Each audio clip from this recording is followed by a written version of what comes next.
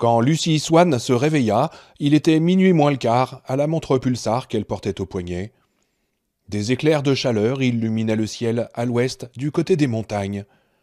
Les Rocheuses, précisa-t-elle mentalement, un peu impressionnée, elle n'avait jamais été plus à l'ouest que Philadelphie où vivait son beau-frère. Avait vécu, plus exactement. L'autre moitié du sac de couchage double était vide, et c'était cela qui l'avait réveillée. Elle pensa se retourner et se rendormir. Il reviendrait se coucher quand il en aurait envie. Mais décida finalement de se lever et se dirigea sans bruit vers le côté ouest du camp, où elle croyait le trouver. Elle marchait à pas de loup, et personne ne l'entendit, sauf le juge, naturellement. Il était de garde de 10 heures à minuit, et personne n'aurait pu surprendre le juge Faris en train de dormir quand il était de garde. Le juge avait 70 ans, et il s'était joint à leur groupe à Joliet. Ils étaient 19 maintenant, 15 adultes, 3 enfants et Joe. « Lucie ?» fit le juge d'une voix basse. « Oui, est-ce que vous avez vu… » Un petit gloussement étouffé. « Oh oui, naturellement, » fit le juge. « Il est au bord de la route, comme hier soir, et comme avant-hier. » Elle s'approcha de lui et vit sa Bible ouverte sur ses genoux. « Vous allez vous faire mal aux yeux ?» dit-elle.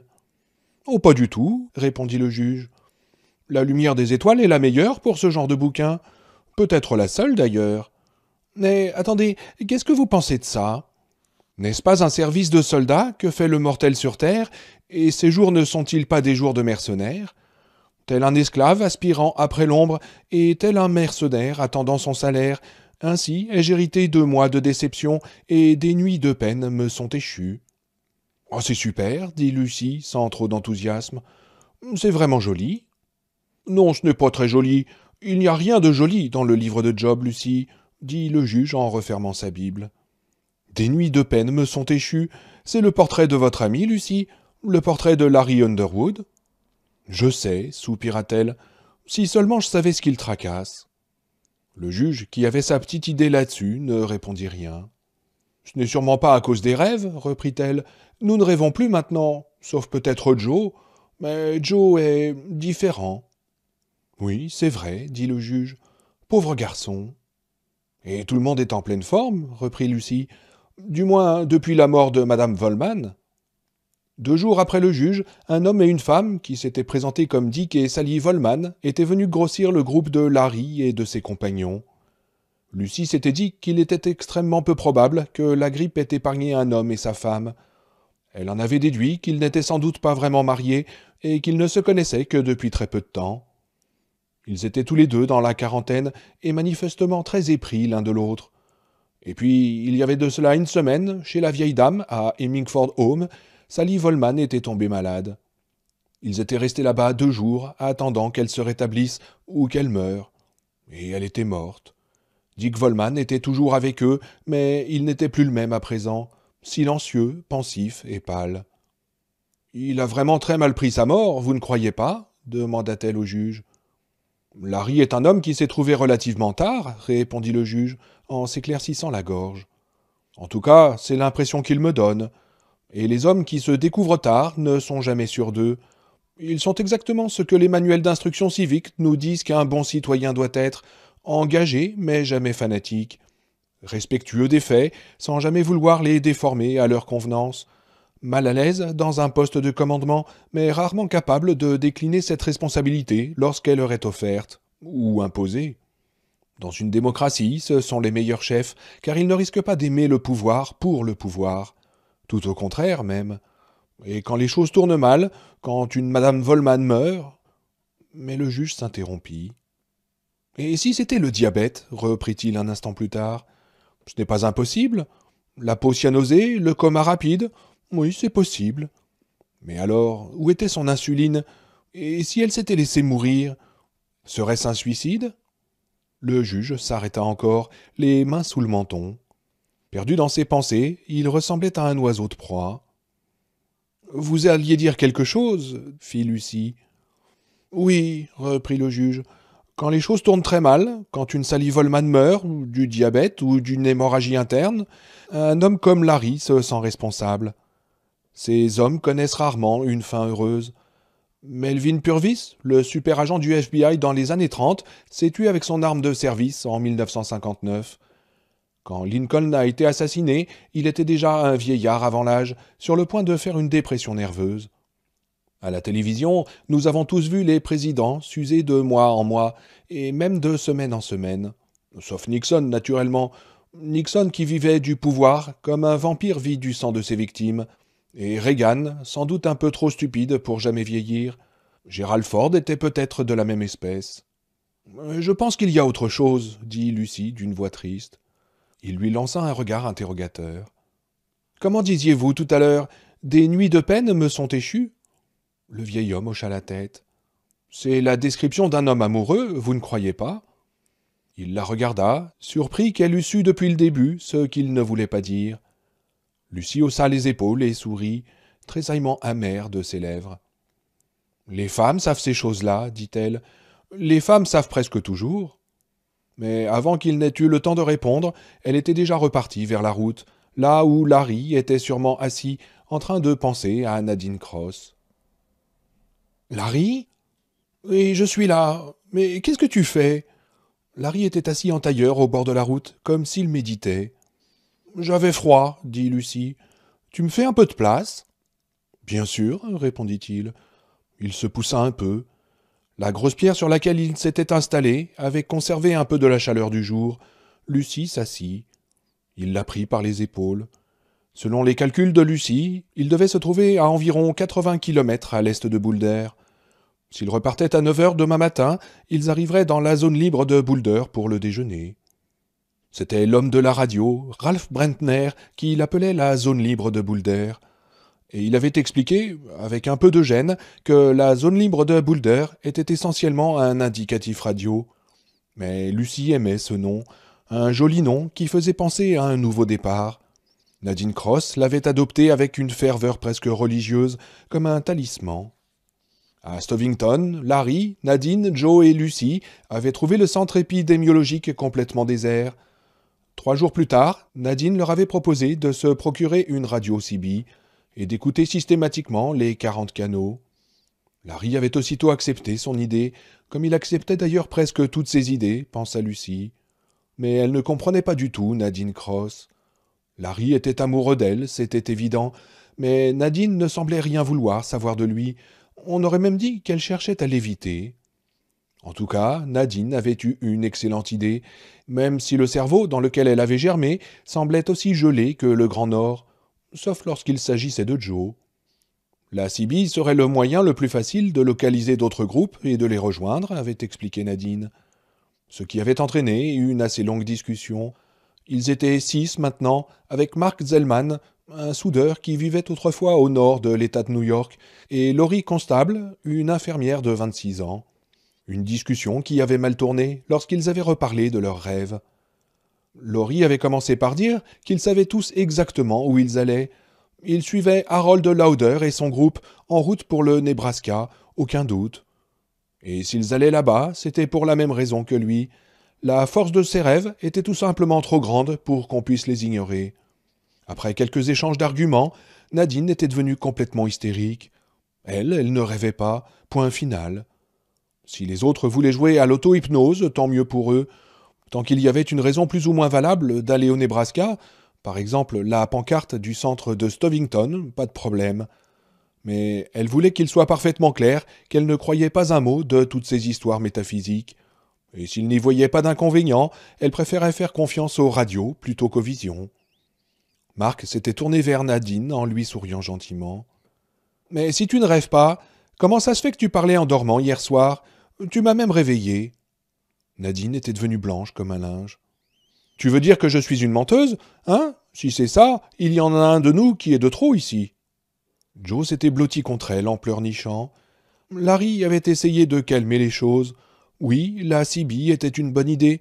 En fait, depuis à peu près une semaine, ils captaient des messages qui venaient non pas du Nebraska, abandonnés à leur arrivée, ils l'avaient su dans leurs rêves, mais les rêves eux-mêmes s'étaient estompés, s'étaient fait de moins en moins pressants. Mais les messages venaient de Boulder, au Colorado, à 1000 kilomètres à l'ouest, des signaux émis par le puissant émetteur de Ralph. Lucie se souvenait encore de la joie de ses compagnons lorsqu'ils avaient entendu la voix nasillarde de Ralph Brentner, avec son accent traînant de l'Oklahoma, à moitié couverte par les parasites.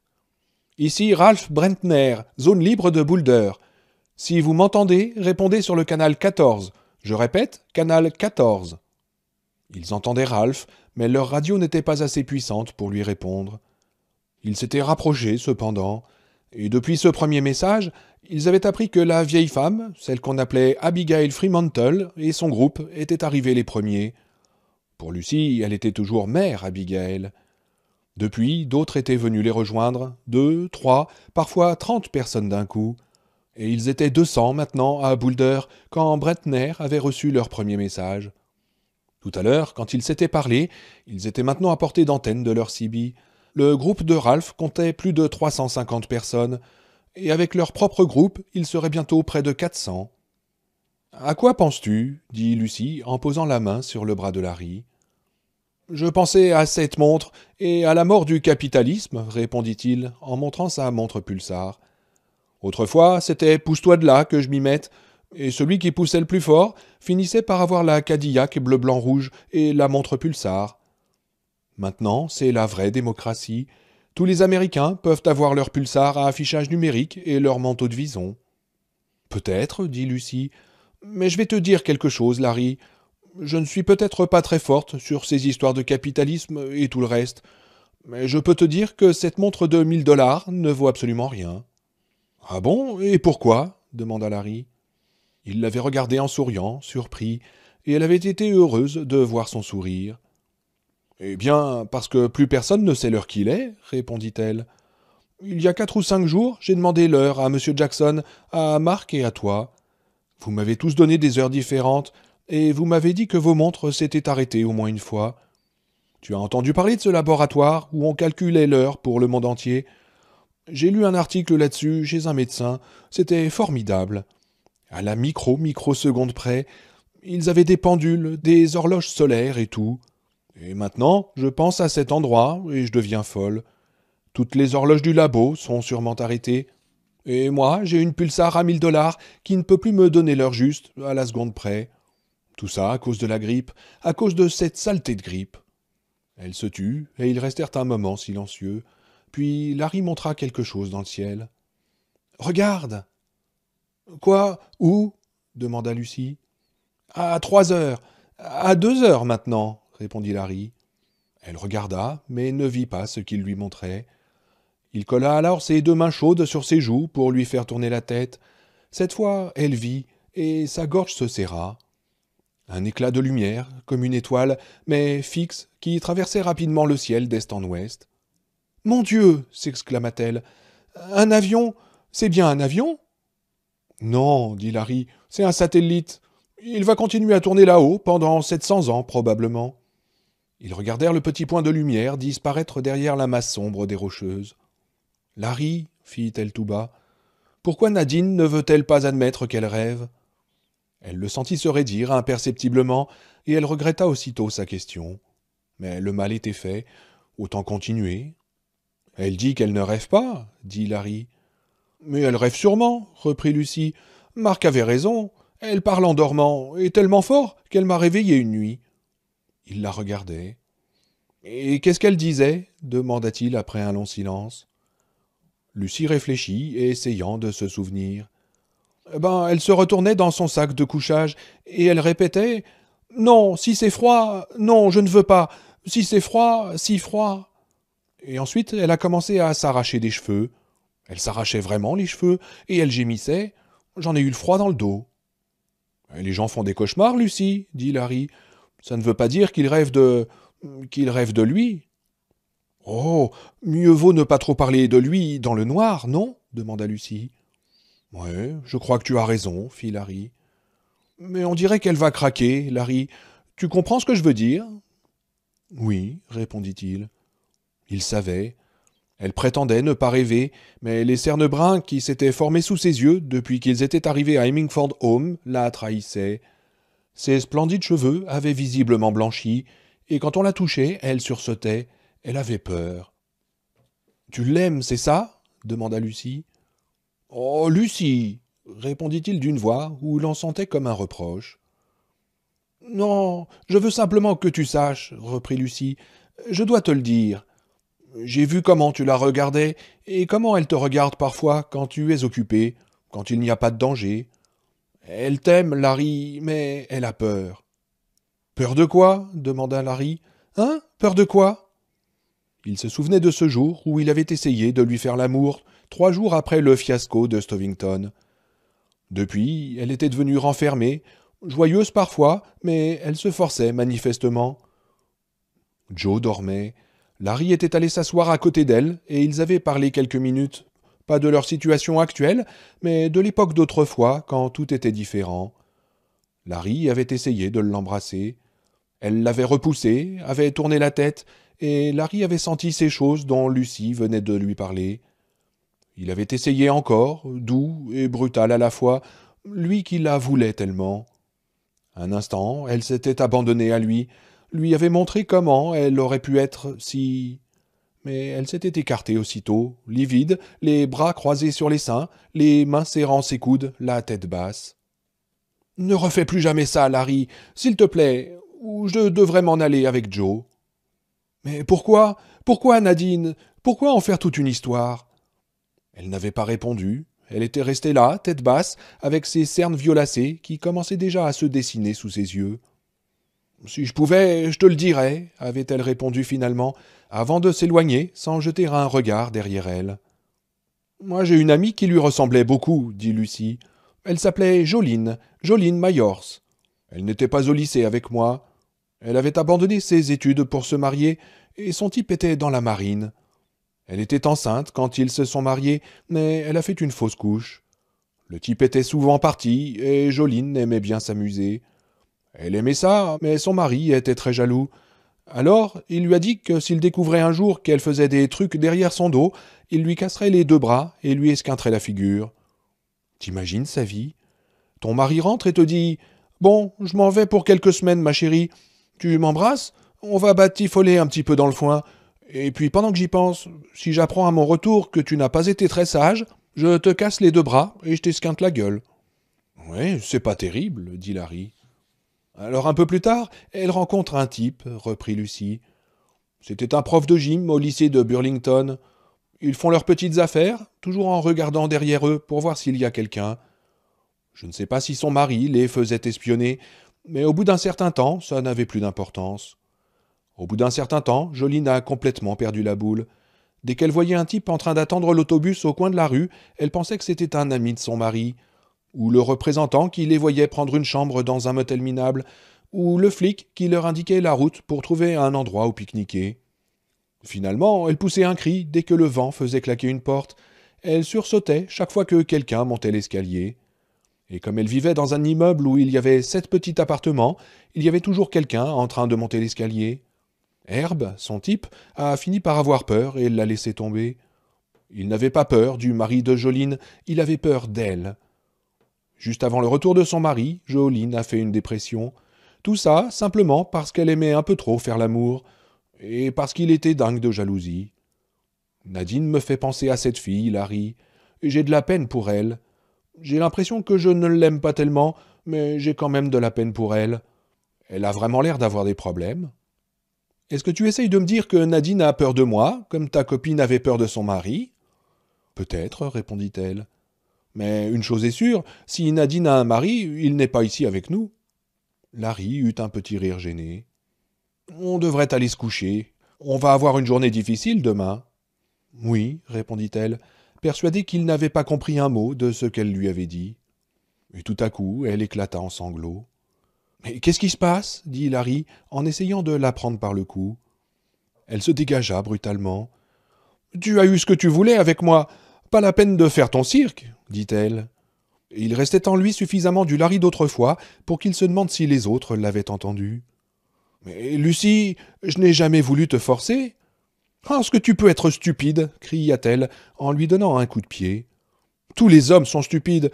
Pour vous, tout est noir ou tout est blanc. Non, évidemment, tu ne m'as jamais forcé. Je ne suis pas comme elle. Et si tu essayes de la forcer, elle va te cracher en pleine figure et serrer les cuisses. Les filles comme moi, je sais comment les hommes les appellent. On voit ça écrit partout dans les toilettes publiques, si mes renseignements sont exacts. Mais tout ce que je veux, c'est de l'affection. J'ai besoin d'affection. J'ai besoin qu'on m'aime. Est-ce que c'est mal? Non, pas du tout, répondit Larry. Mais Lucie. Oh, tu dis non, mais tu continues à cavaler derrière la miss aux yeux pochés. En attendant, tu as toujours la petite Lucie pour faire la planche quand il fait noir. Il ne répondit rien. C'était vrai, absolument vrai. Il était trop fatigué pour discuter, et elle parut le comprendre. Son visage s'adoucit, et elle posa la main sur son bras. « Si tu y arrives, Larry, je serai la première à applaudir. Je ne suis pas rancunière. Essaye seulement de ne pas être trop déçu. »« Lucie, commença Larry, figure-toi que je pense que l'amour est très important, et qu'il n'y a plus que ça. Autrement, c'est la haine, ou pire, le vide. » Elle avait parlé d'une voix tout à coup très forte, amère, et Larry sentit un frisson dans son dos. « Tu as raison, reprit-elle d'une voix plus douce. Il est tard. Je vais me coucher. Tu viens? Oui, répondit-il en la prenant dans ses bras.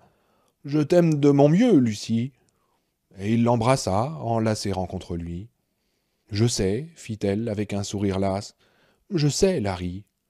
Cette fois, lorsqu'il posa la main sur son épaule, elle le laissa faire. Ils retrouvèrent ensemble leur sac de couchage, firent maladroitement l'amour et s'endormirent. Nadine se réveilla comme un chat dans le noir, une vingtaine de minutes après que Larry Underwood et Lucy Swan eurent retrouvé leur sac de couchage, 10 minutes après qu'ils eurent fini de faire l'amour. Comme une enclume qui sonne sous les coups de marteau, la terreur chantait dans ses veines. « Quelqu'un me désire, pensa-t-elle, en écoutant les battements affolés de son cœur ralentir peu à peu. Ses yeux, grands ouverts et remplis de l'obscurité de la nuit, étaient fixés sur les branches d'un orme qui cisaillaient le ciel de leur ombre. C'est bien cela, quelqu'un me désire, c'est vrai. Mais il fait si froid. Ses parents et son frère étaient morts dans un accident de voiture quand elle avait 6 ans.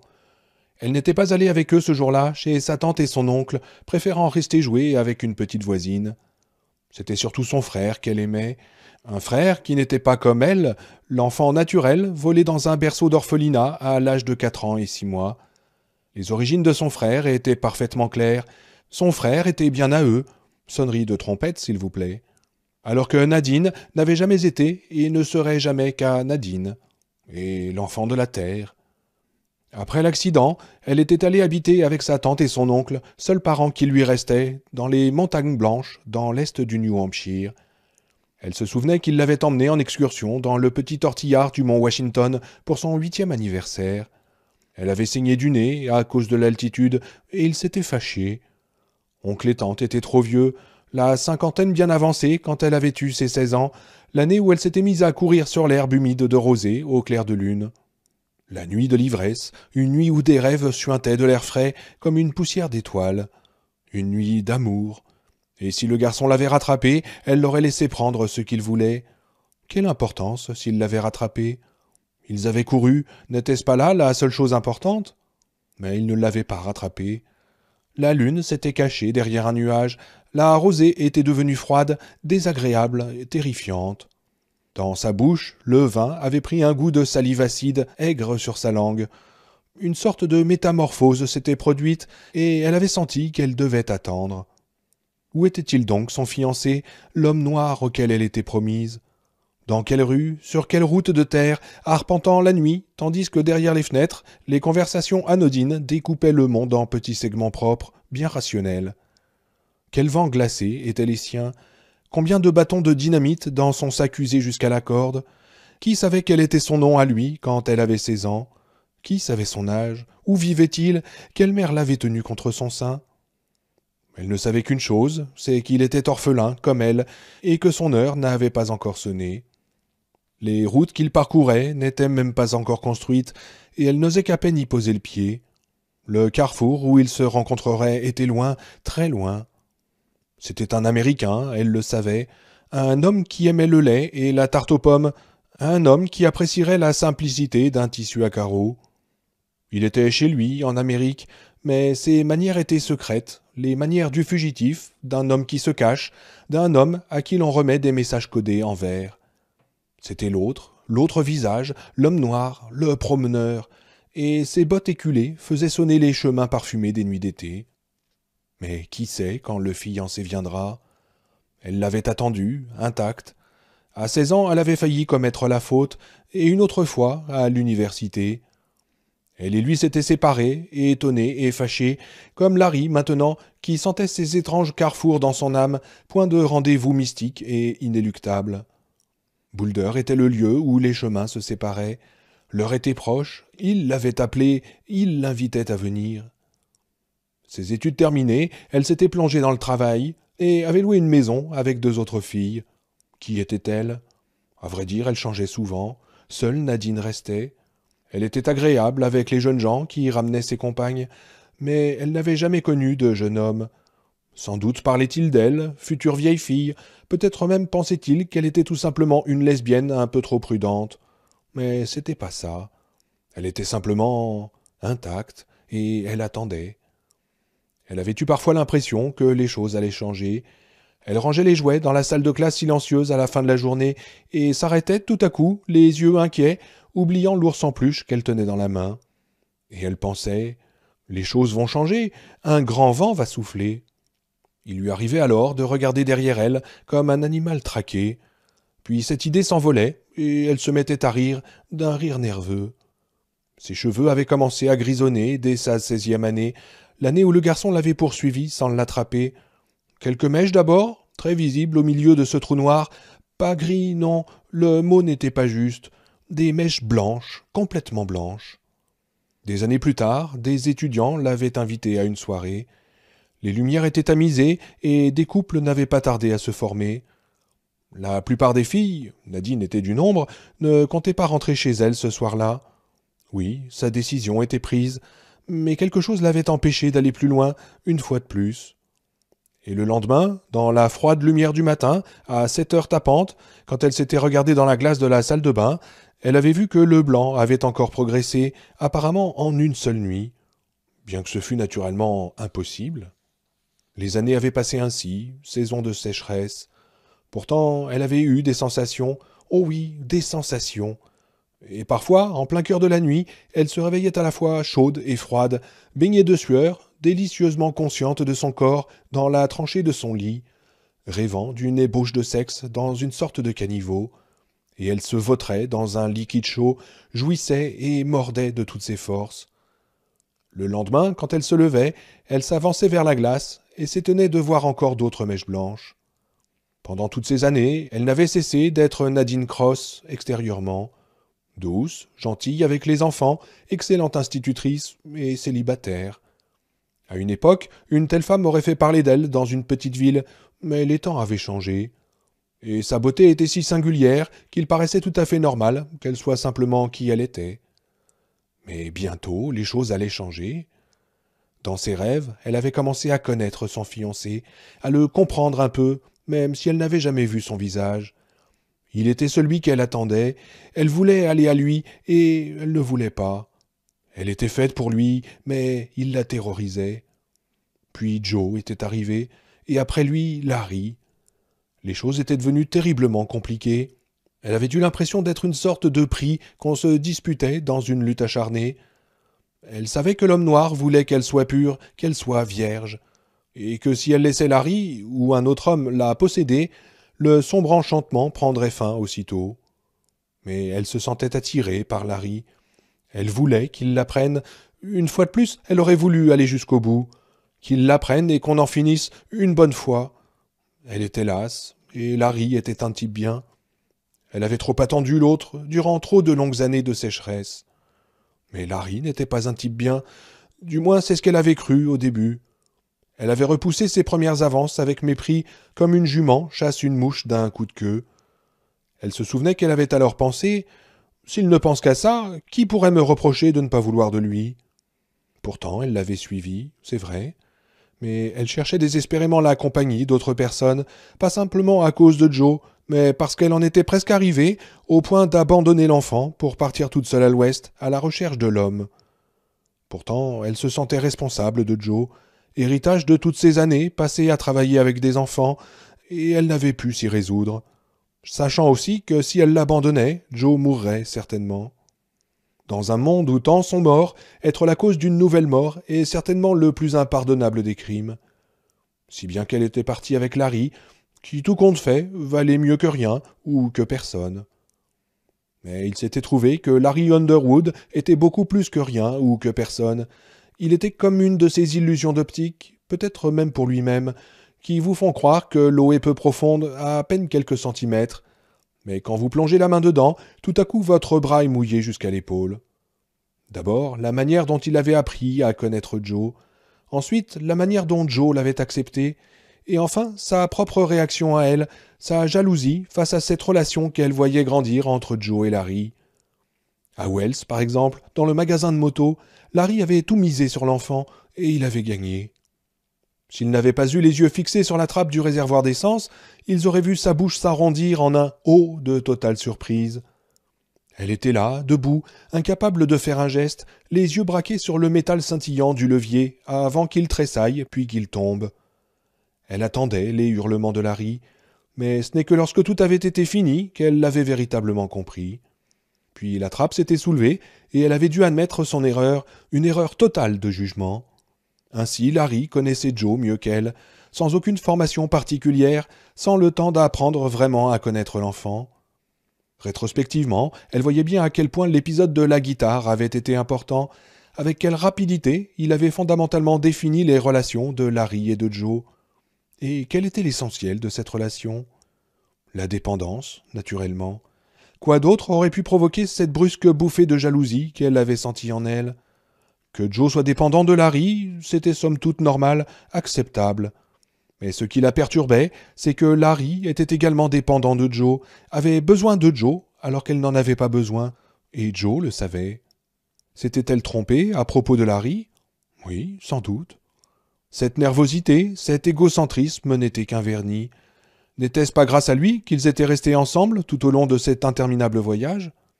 La conclusion était claire. Elle laisserait Larry lui faire l'amour, mais une partie d'elle-même m'était encore promise à l'autre homme, et faire l'amour avec Larry reviendrait à tuer à tout jamais cette partie d'elle-même. Mais pouvait-elle le faire ? Elle n'en était pas sûre. Et puis, elle n'était plus la seule à rêver de l'homme noir. La chose l'avait d'abord troublée, puis effrayée. De la peur, c'est tout ce qu'elle avait ressenti lorsqu'elle n'avait eu que Joe et Larry autour d'elle. Mais lorsqu'ils avaient rencontré Lucy Swan, lorsqu'elle leur avait dit qu'elle faisait les mêmes rêves, la peur s'était transformée en folle terreur. Elle ne pouvait plus se dire que leurs rêves à eux ressemblaient aux siens, et si tout le monde faisait ces mêmes rêves, si l'heure de l'homme noir était enfin venue, pas simplement pour elle, mais pour tous ceux qui vivaient encore sur la planète. Cette idée, plus que toute autre, lui inspirait des émotions contradictoires. Terreur irraisonnée, attraction irrésistible. Elle s'était désespérément accrochée à l'idée de retrouver des survivants à Stovington, symbole de certitude dans cette marée montante de magie noire qu'elle sentait tout envahir autour d'elle. Mais Stovington était désert, caricature du Havre qu'elle s'était construit dans son imagination. Car au lieu de la certitude, c'est la mort qu'elle y avait trouvée. À mesure qu'ils avançaient vers l'ouest, que leur groupe se faisait plus nombreux, l'espoir qu'elle avait eu que tout pourrait se terminer sans confrontation inévitable pour elle s'était peu à peu évanoui. Cet espoir était mort à mesure que Larry grandissait dans son estime. Il couchait maintenant avec Lucy Swan, mais quelle importance ? C'était écrit. Et les autres faisaient deux rêves opposés, l'homme noir et la vieille femme. La vieille femme paraissait représenter une sorte de force élémentaire, comme l'homme noir. La vieille femme était le pôle d'attraction autour duquel les autres peu à peu se regroupaient. Nadine n'avait jamais rêvé d'elle. Elle n'avait rêvé que de l'homme noir. Et quand les rêves des autres avaient tout à coup disparu, aussi inexplicablement qu'ils étaient venus, ses propres rêves à elle avaient semblé grandir en force et en clarté. Elle savait tant de choses qu'ils ignoraient. L'homme noir s'appelait Randall Flagg. À l'ouest, ceux qui s'opposaient à lui étaient crucifiés, ou bien on les rendait fous et on les lâchait pour qu'ils errent sans fin dans la chaleur infernale de la vallée de la mort. Il y avait de petits groupes de techniciens à San Francisco et à Los Angeles, mais leur présence là-bas n'était que temporaire. Bientôt ils se rendraient à Las Vegas, où grandissaient les forces de l'homme noir. Pour lui, rien ne pressait. L'été tirait à sa fin. La neige obstruerait bientôt les cols des montagnes rocheuses. Bien sûr, il y avait des chasse-neige, mais il ne pourrait mobiliser suffisamment d'hommes pour les conduire. Et il y aurait un long hiver, tout le temps de consolider ses forces. En avril, ou peut-être en mai. Allongée dans le noir, Nadine regardait le ciel. Boulder était son dernier espoir. La vieille femme était son dernier espoir. Les certitudes qu'elle avait espéré trouver à Stovington avaient commencé à prendre forme à Boulder. Ces gens-là étaient bons. Si seulement les choses pouvaient être aussi simples pour elle, prises dans un inextricable écheveau de désirs contradictoires. Comme un accord de dominante inlassablement répété, elle était absolument convaincue que le meurtre, dans ce monde dépeuplé, était le plus grave des crimes, et son cœur lui disait sans aucune équivoque possible que la mort était le domaine de Randall Flagg. Mais comme elle désirait son baiser froid, plus qu'elle n'avait désiré les baisers de ce garçon quand elle avait 16 ans, ou de cet autre à l'université, plus même craignait-elle qu'elle ne désirait les baisers et l'amour de Larry Underwood.